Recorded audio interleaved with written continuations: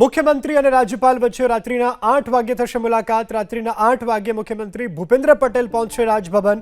મુખ્યમંત્રી રાજ્યપાલ આચાર્ય દેવવ્રત સાથે કરશે મુલાકાત। વર્તમાન મંત્રીઓએ આપેલા રાજીનામા અંગે રાજ્યપાલને કરાશે જાણ। નવા પદમાનિત મંત્રીઓના નામની યાદી પણ સીએમ રાજ્યપાલને સોંપશે।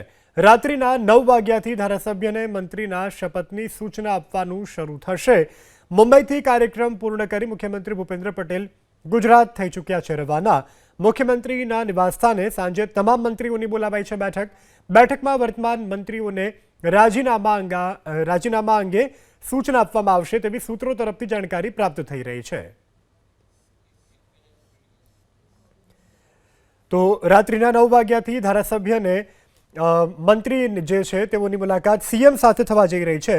રાત્રે સીએમ જે છે તે રાજભવન ખાતે રાજ્યપાલ સાથે મુલાકાત કરશે, મંત્રીઓના રાજીનામા સોંપશે અને તે અંગે પણ અવગત કરાવશે।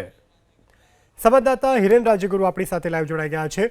હિરેન, આવતીકાલે મંત્રીમંડળનું વિસ્તરણ થવા જઈ રહ્યું છે, કેવા પ્રકારની અત્યારે હાલ તજવીજ અને સીએમનો કેવા પ્રકારનો કાર્યક્રમ રહેશે?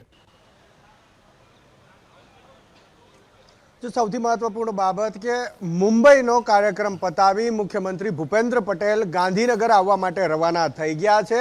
જે પ્રમાણેનું તેનું શેડ્યુલ છે એ પ્રમાણે 3 વાગ્યાની આસપાસ તેઓ પોતાના નિવાસસ્થાન પહોંચે એ રીતની માહિતી મળી રહી છે। જેવા મુખ્યમંત્રી ભૂપેન્દ્ર પટેલ પોતાના નિવાસસ્થાને પહોંચશે તુરંત જ રાજ્યના હાલના મંત્રીઓની બેઠક શરૂ થઈ જશે।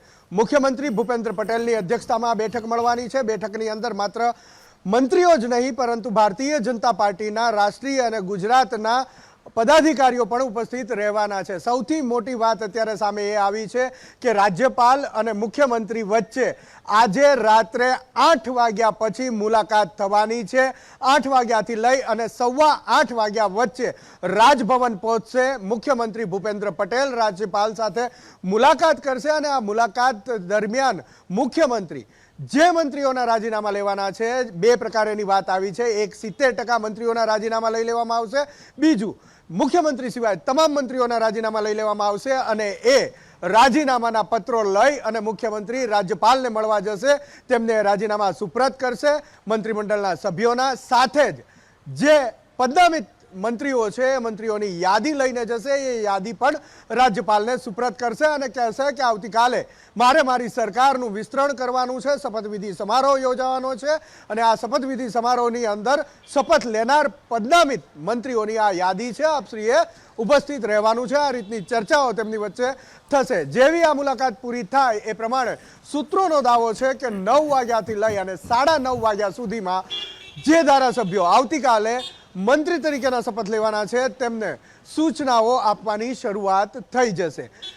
આ રીતની માહિતી હાલ સામે આવી રહી છે। આ રીતની પ્રક્રિયાઓ હવે શરૂ થશે અને ગાંધીનગરની અંદર જે હલચલ થઈ રહી છે તે હલચલની ધ્રુજારી સમગ્ર ગુજરાતની અંદર અનુભવાઈ રહી છે, કારણ કે ફરી એક વખત હિરેન, આપ જોડાયેલા રહેજો।